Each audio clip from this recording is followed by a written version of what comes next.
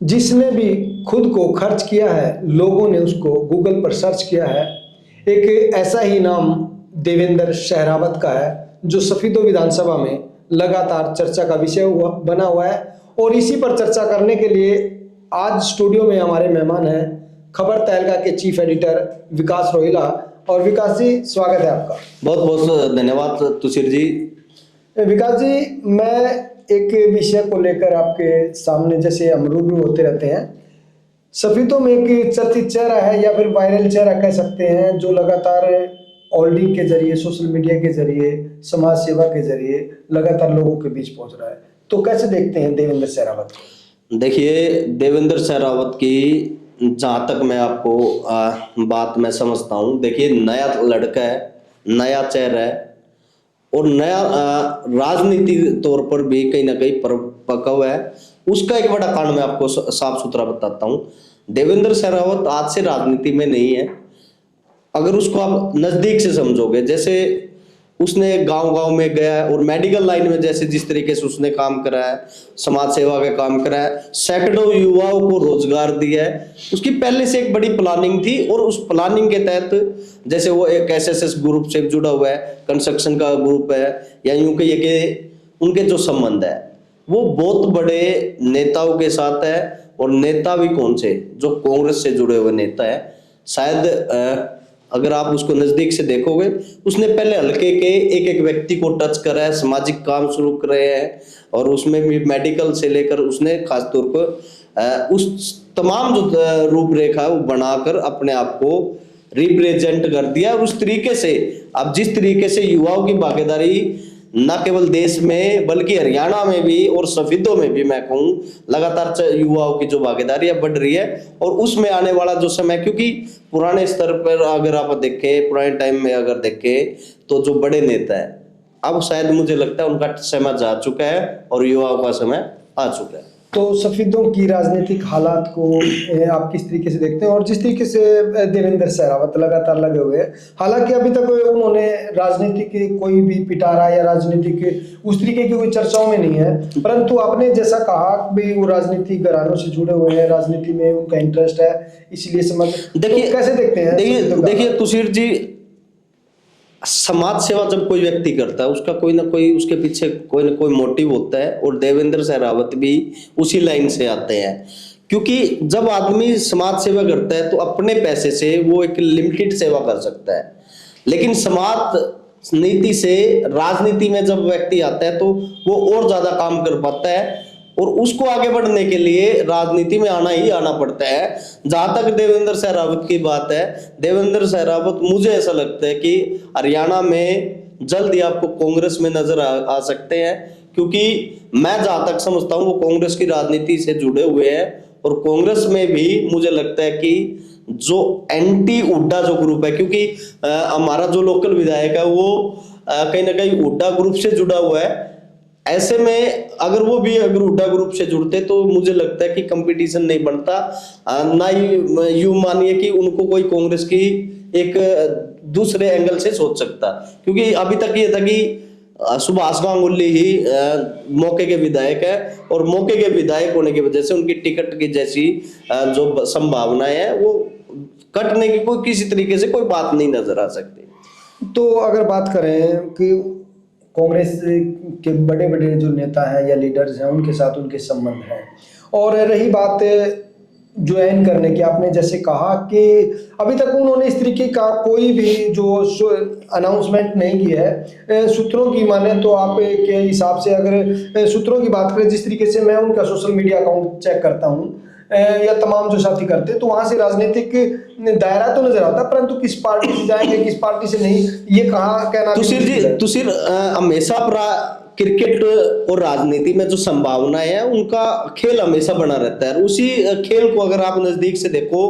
कि कांग्रेस और बीजेपी दो मुख्य पार्टियां प्रदेश में है, और सफीदों की राजनीति में भी अगर आप देखोगे तो आज का जो समय है कांग्रेस और बीजेपी का ज्यादा बोलबाला है। अगर मौके के हालात की मैं बात करूं तो बीजेपी आज एक इतना बड़ा प्लेटफॉर्म हो चुका है कि वहां अगर कोई व्यक्ति जाने की या युवा कोई प्रयास भी करता है तो मुझे लगता है कि उसे 12वें स्थान पर स्थान मिलेगा। जबकि कांग्रेस की मैं बात करूं तो सुभाष गांगुली के अलावा सफेदों में कोई ऐसा चेहरा नहीं है जो कांग्रेस की तरफ से कोई एक्टिव हो, जो कोई यूं कह दे कि सुभाष के अलावा भी मैं भी कोई दावेदार हूं। तो ऐसे में मुझे लगता है कि शैलजा के पास भी या यूं कहिए रणदीप के पास भी या यूं कहिए कि एसआरके के पास कोई बड़ा चेहरा नहीं है सफेदों में। तो मुझे लगता है अगर वो कांग्रेस ज्वाइन करेंगे तो या तो शैलजा या यूं कहिए एसआर की जो तिगड़ी है हरियाणा में कांग्रेस की, उसके नेतृत्व में कहीं ना कहीं वो कांग्रेस ज्वाइन कर सकते हैं। तो आपने बताया तो युवाओं की जिस तरीके की राजनीति है और या फिर जो जो अभी तक जो राजनीति कर रहे हैं, तो चाहे हम बच्चन सिंह आर्य की बात करें, अशोक आर्य उनके पास है, जसवीर देशवाल की बात करें तो उनके पास ये जो आप कह रहे हो इसमें आप देखो, अगर आप आने वाला समय देखें, एक एक नारा आता है इनको देखा बार बार अब की बार नया चेहरा, इस टाइप से जो चीजें आ रही हैं वो अब इसलिए आ रही है क्योंकि जो युवा है, मान लीजिए बच्चन सिंह अब लगभग 65 प्लस के हो चुके हैं, या फिर यूं कहिए कि करमवीर सैनी भी 50 प्लस, यूं कहिए कि अभी सफेदों में जो जितने पुराने लीडर है वो सब 50 प्लस के हैं। तो जो युवा है वो खासकर यूं चाहता कि हम एक नेता के साथ डायरेक्ट जुड़े। जैसे आपने देखा कि दुष्यंत की पॉपुलैरिटी जब ऐसे बनी थी युवा होने की वजह से, तो आज जो युवा है वो आज कहीं ना कहीं 60% युवा है, और 60% युवा वो अपने डायरेक्ट संपर्क में रखना चाहता है क्योंकि आज लोगों के पास विजन नहीं है। विजन एक बड़ा बात है, युवा जो है वो विजन के साथ काम कर रहा है। चाहे वो देवेंद्र सहरावत की मैं बात करूं तो देवेंद्र सहरावत जिस तरीके से काम कर रहा है वो विजन के रूप में काम कर रहा है, एक नया कहीं ना कहीं टारगेट लेकर वो काम कर रहा है। तमाम उसमें रहेंगी। और मैं एक चीज का जरूर चर्चा करना चाहूंगा कि जैसे कि देवेंद्र सहरावत के बारे में अभी सुनने को मिला है, कुछ समय पहले मेरी बात भी हुई थी, तो एक यात्रा निकालने वाले सफेदों के सब तमाम गांव के अंदर, वहां से मैं मान सकता हूं कि वो राजनीति में पदार्पण तो करेंगे। तो बेहतर गांव की यात्रा को आप किस तरीके से, किस नजरिए से देखते हैं? मैंने इसका क्या फायदा होगा और हालात बदलेंगे या नहीं बदलेंगे? देखिए 100% अगर वो पार्टी ज्वाइन करते हैं और पार्टी के बाद अगर वो यात्रा करते हैं उसका 100% प्रभाव पड़ेगा। ना केवल प्रभाव पड़ेगा बल्कि जो राजनीति हालात कहीं ना कहीं उनको भी चेंज करने का काम देवेंद्र सहरावत कर सकते हैं। मैंने जैसे ही पहले ही बताया था, जिस तरीके से आज युवाओं की जो भागीदारी राजनीति में आ रही है, आप प्रदेश में देखो दीपेंद्र हुड्डा, अगर स्टेट में अगर राजनीति में देखोगे खुद रणदीप सुरजेवाला, इस टाइप के जो लोग हैं, शैलजा, ये युवा कहीं ना कहीं ये भी इनके साथ जो लोग जुड़ रहे हैं, तो कहीं ना कहीं युवा की जो भागीदारी अपने हल्के में देख लीजिए, जो पुराने लोग हैं उनको लोग इतनी तवज्जो नहीं दे रहे, बल्कि जो नए लोग हैं, चाहे उसमें नए में आप जसवीर देशवाल के लड़के की बात करो, जितेंद्र देशवाल है, अशोक आर्य की बात कर लीजिए, विजय सैनी की बात कर लीजिए, और अभी चुनाव लड़ा था नगर पालिका का गौरव रोहिला की बात कर लिए।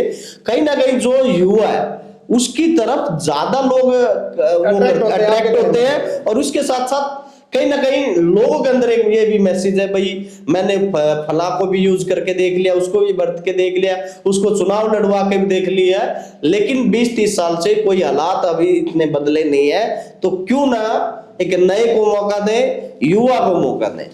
तो या फिर ये कह सकते हैं देवेंद्र सहरावत जिस तरीके से काम कर रहे हैं, और तमाम दर्शकों से भी मैं कहना चाहूंगा कि इस समय आपकी क्या राय है, और जिस तरीके का देवेंद्र सहरावत का काम है, 19 से ज्यादा उन्होंने ब्लड डोनेशन कैंप लगाए हैं। देखिए उनके समाज सेवा के कार्यों की मैं बात करूं तो उनके द्वारा सिलाई सेंटर खोलने की बात है, महिलाओं को सिलाई मशीनें उन्होंने बांटी है, ब्लड डोनेशन कैंप वो लगातार कर रहे हैं। इसके अलावा उनके हॉस्पिटल में भी सैकड़ों युवाओं को उन्होंने रोजगार दिया है। इसके साथ साथ खुद वो एक पढ़े लिखे व्यक्ति है, सबसे बड़ी बात क्या है, वो खुद इतने पढ़े लिखे हैं कि वो इंजीनियर, शायद इंजीनियर है पेशे से, और उन्होंने कंस्ट्रक्शन लाइन में वो खुद बड़े कॉन्ट्रैक्टर हैं। आज की अगर मैं बात करूं, उनको समझते हैं, बारीकी से समझते हैं, युवाओं की समस्याओं को भी देख रहे हैं, और खास बात है वो नीचे से उठकर कहीं ना कहीं ऊपर तक गए हैं। जो व्यक्ति इतना सफर करके आगे जा रहा है, कहीं ना कहीं